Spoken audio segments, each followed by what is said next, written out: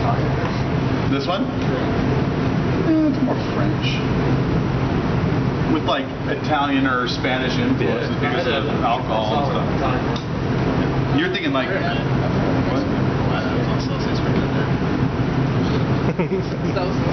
So it's 145 degrees Celsius earlier? Hold on. Children. What? I think we're going to nice enough. Keep it together. Chef told him to pull out. Shouldn't be any more immature. I mean, it's kind of a rhetorical question because I'm sure yes. It will be. I can be much more immature, okay? This is toned down David, okay? Yeah, I'm not even kidding there. Just a minute. We're really close. So while that's reducing, we're going to go ahead and add these guys. One of the things you guys are going to learn as you're starting to cook in the industry, if you choose to work in restaurants, tongs become your hands. Yes. Tongs and towels are your hands, nothing else is. Like your bare hands barely touch anything. Your feet work too. You'll notice we do you guys should not do that. That's a bad habit. I got to break. I do that at home. That's like... Pull something out. I do that at home. My wife's like, why? And I kick the door. Don't gotta kick me to show me. A long time ago when I had my first home that I bought, we put in a really expensive stove, and I constantly worked like a restaurant because that's all I'd ever done. I was just using my foot until the door fell off. So, and then I had to get it fixed. Luckily, I know the dealer who sells them, so I got it. He knows his dealer, huh? Not me this time. You know you're his dealer. It's okay. Wrong dealer. Oh. The Viking distributor in Western Washington. Oh, yeah, that was a nice stove. That's a piece of shit. I hated that thing. Really? Worst stove you could ever purchase. Which stove? The I thought they were supposed to be really nice. No, that's what I heard. It's big Viking, you know. Terrible. What kind of stove do you have now? Kenmore Lee. And it was cheap. I bought it on a discount sale. It was in the box and they had forgotten about it. And so during the Friday, what is it? The Black Friday. And it was hidden in the back corner. They were going through their inventory in like late November, late December. They're like, oh shit, we got the stove. And so I went over. I was just there, and they're like, we just found the stove today with this dishwasher. Do you want to buy it? I was like, yes. It was like 75% off. Oh. I'll take that any day to be. Yeah. It's cheap. It's easy. Install it myself. I don't need anybody to Help me move it. No. So, Huh? it's like who wants to help me move it? I install my own stuff. Screw that. $75 to install a dishwasher? I'll do that. It's easy stuff. It's 3 wires and a tube and another tube and you're done. People pay way too much money for that stuff. Just trial and error with the wires. Although I let them move it, the refrigerator, I let them carry that one in. Oh, yeah. I ain't messing with that one. That's too damn big. That's worth the $75. I need to go upstairs. I'm done. Okay, just to prove my point on this one, I'm going to go ahead and take these out. I know that had raw chicken, but it went in the oven, was hot. Remember that? It got cooked out, so we're okay. So now I can go ahead and... somebody was thinking it, I know that. All right? Nobody I thought was. that. Oh, I thought you Should have been thinking that. I was. About the map. I was kind Think about it now. You didn't hear me go. So add in our beurre Marnier. Give it a quick swizzle around. I don't think that's a word. So how thick I think do you you made want that to up. get it right now? What's the thickness I want? Swizzle is a word. Nap. Like a swizzle? What is the thickness I want? Nap. Swizzle. All a nap. Stay on target, okay? Yes. I did the wrong thing. I talked about outside sources.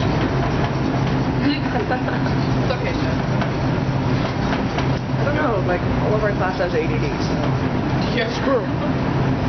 So we're making this all a nap. We'll know when it's thick, when it starts to spoil. Even though I add in that setup, I'm still going to add in some whole butter to soften and silken it out. Remember, the beurre Marnier is only used for procedures that take roughly about 15 minutes of cook time. So this is going to be a really quick one. We can actually use it immediately afterwards. Take a peek at the consistency of the sauce. Okay, nice and rich, looking really good. Maybe just a little bit more beurre Marnier. Just a little. Beurre Marnier, add that in. You can see how useful that is. I mean, if you're trying to make a pan sauce and you don't have the ability to get it too thick enough, yes you do. It's right there. It's really simple. Does this need to be skinned, or excuse me, not skinned, strained? No. No. No, because this is part of my. I want that sauce. I want that liquid. I want that body from the mushrooms too. Just a little bit. A little bit of butter. So butter goes in. Do you like that sauce? Have some butter. It's a half pound of butter just so everybody's aware. If you had chopped parsley, this would be a great place to add chopped parsley into it, or chopped thyme. I'm going to stick to black pepper and some salt and season that up. And then what I'm going to do is I'm going to cut the chicken up into pieces. I'm going to stir it into the sauce. This is going to make it easier for you guys to taste it down the road. Sound good? Yes, Chef. So this is very similar to IKEA. Hello, Chef. You know, it's funny. My friend who was a sommelier. No, God no. I like their meatballs. Horrendous. No. They are. Chef, how many 5-year-olds do you have? How many 5-year-olds do you have? I got 5 shifts and No, those are 3-year-olds. Anyways, so I've met them. We're like 2? Yeah, we're like. I'm not saying anything. Yeah, we're 5. All right, so we're gonna cut this up now. So to cut these, put on some gloves. That'd be a first start, right? Yes. Next step is going to be to cut these, and I want to cut them in a way that shows you guys how to make them presentable. Normally with a chicken this size, I might not even cut it because it's too small, and if we do, it'll dry out a little bit, so I tend not to do it most times. But the way we're going to do it is we're going to put it, this is the skin side, this is the non-skin side. So we're going to put it skin side down. Anybody ever done like finish carpentry? Or any like wood cutting or that kind of thing? No? Yes? Nothing serious. Just Nothing serious? So how many people have watched like This Old House? Oh, yeah. Like Bookshop, right? Yeah, there we go. PBS friends, right? So what they do is when they use like a table saw or they do a rip saw or some sort of saw cut and they're using like a finished carpentry piece. Oh yeah, you put the pretty side down. Pretty side down, but you also put a bad board underneath it so that when you cut, it cuts through the good board, makes a clean cut through it, and it rags out the bad board underneath it. Same thing with this. We want to have a clean, sharp edge on this thing, so if we were just going to cut it this way, we get a ragtag kind of edge. By cutting it down to the board, we're cutting into something and getting a nice big cut. So start at the tip end, and cut on a slight bias, and slice.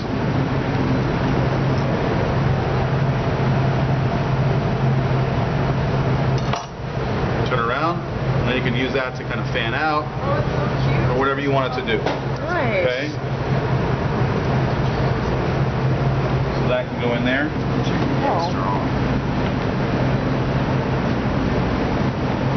See what I mean by the raggy cut? Yeah. By doing it this way, we prevent that from happening.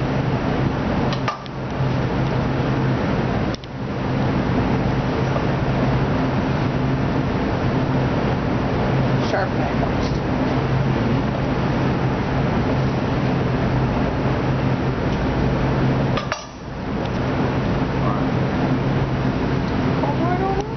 No, but when I'm talking about IKEA, it's not that I don't. It's the consistency and the look and the coloration of it is what it is. And we're still going to season this up and make it great. IKEA. You don't know what IKEA is? It's You know IKEA? It's like a down the road furniture from store. I didn't know they sold food. They have a dining. They have like a dining area. And they have like really cheap prices. You know what's funny is my friend. I was trying to say it when Chef Ma was poo-pooing it. I had a friend who was from Sweden, who's a sommelier, and he's a restaurant owner in Mexico right now. He has his own restaurant and vineyard in Mexico, in the middle of nowhere. He's like 2 hours south of Mexico City. Wow. Which is great for a Swede, right? Sunny, hot place. Yeah. Perfect for him. But anyway, so he's out there with his wife, and his wife is a chef, and he's a sommelier and a chef too. But he used to tell me when he was in university, they would all go for lunch to IKEA to go get Swedish meatballs and lingonberry. Dirt cheap. And it was good. It's actually funny because when I went to Sweden, I went to IKEA and had their meatballs, and were really, really good. They're better than they are here. The secret is horse meat. They got busted for that not long ago. So, all right, so that's done. You guys are ready to try that in a few moments. Not yet. IKEA. Yeah. I thought they sold furniture. They do. They have a cafeteria-like area in there, and it's actually really good food. The 10 pack or the 20 pack. I got a fish and chips for like $3. Oh yeah. It was like dirt cheap. I got fish, and it was a decent portion too. So. That just doesn't sound. Just get the meatballs and potatoes. I don't think I can Everything else, you're buy running the food risk.